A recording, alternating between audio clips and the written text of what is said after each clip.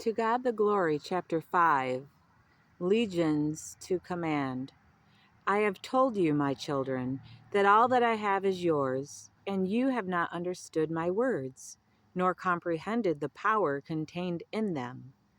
Draw near to me, that I might unveil to you the mystery of my words and show you how to utilize in intelligence the powers I have bestowed upon you. You, my children, now comprehend that there are forces or powers invisible to your mortal eyes that have been explained quite thoroughly in the great handbook of life, Ye Are Gods.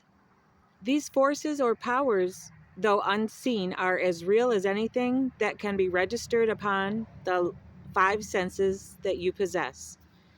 Know this, that hate, love, wind, lightning, cosmic rays, perfume, music, and despair are all realities, and their forces are generated and massed together as living entities, subject to command. Some of these forces named above have been a marvel to thinking beings since time began, yet never have they been understood. Nevertheless, the forces that are scarcely recognized are often more powerful than those that have continued to challenge men's thoughts since the day that time began. It is my word, and my word to man cannot be broken, that all things were to be subjected unto you, and that you should subdue the earth and all the forces thereof, to comprehend the powers behind the wind, to be able to stop the rain or to bring it forth, or to utilize the powers that I planted in your own souls. You must begin to comprehend first the powers of creation contained within yourselves and bring them into subjection to your wills, to the will of the mighty I am presence. I will to will thy will, mighty I am presence, not my little will that leads me on paths astray. These forces that are released from within you, my children, in your ignorance and wrath, or in love and tenderness of soul, are living entities endowed with powers unspeakable. The entities of love, kindliness, compassion, and forgiveness lend themselves naturally to obey the laws of the universe and the will of God, in bringing to you automatically your good.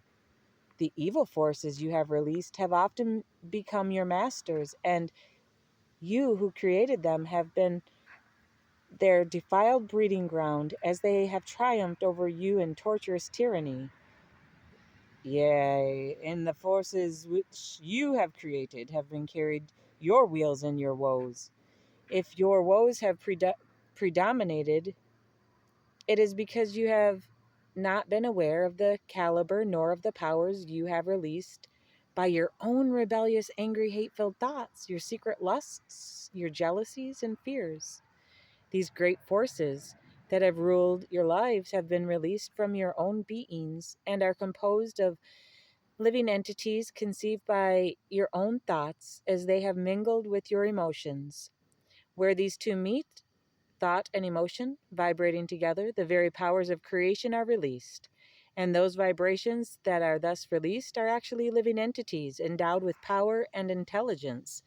And to these entities of your own creation belong the powers of fulfillment. They are sired by the energy of your own thoughts and conceived in the quivering embrace of your emotions, their mother. Emotion is energy in motion. Energy is never static, it is always expressed in motion. The thought and emotion are two creative forces, the male and female principle, that when set in motion within you become united and are the parents of the forces that are so dynamic and powerful, they have been the redeemers and the enslavers of the human race. When the thinking powers of nations and peoples have degenerated into lusts and greeds and evil desires, those nations and people have decreed their own downfall and have themselves fulfilled it.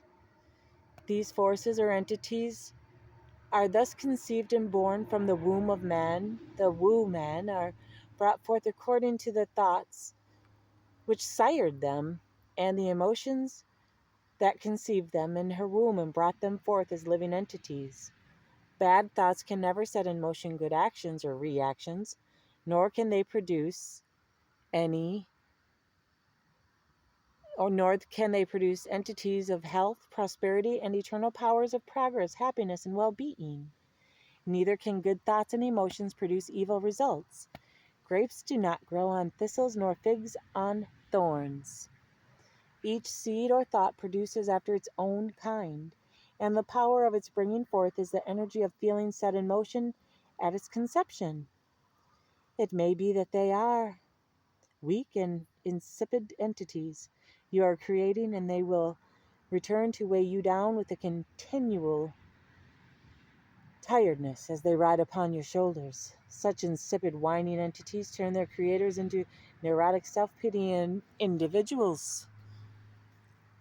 If behind such sired legions there is great force, they will hold within their hands the fury of their birth. If they are evil, they will return in deadlier ways and with the powers of your destruction in their grasp. These entities come forth with the intensity and power by the way they were created, and you are their sire, and you are their mother, and they are yours. Know that within you is the power of production and the power to fulfill the fertility of the seed as your own emotions, mother, the sperm, your thoughts bring forth. So always sow good seeds. With this knowledge comes a responsibility such as you have never before known.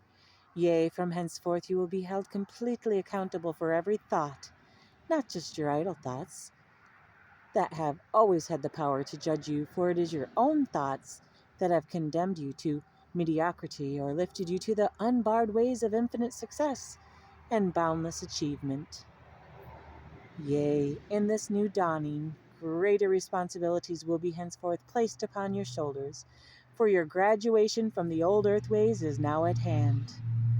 The new advanced school is open for your learning as new realms open up their majestic opportunities.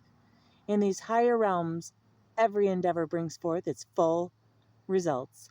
You, my children, who are permitted to have a part in the new age of dawning light, power, ruled by wisdom and love, must needs begin to comprehend all things. Yea, for all things must become subjected unto you, both in heaven and on earth, the light and the life, the spirit and the power sent forth by the Mother Father through the great light of Christ.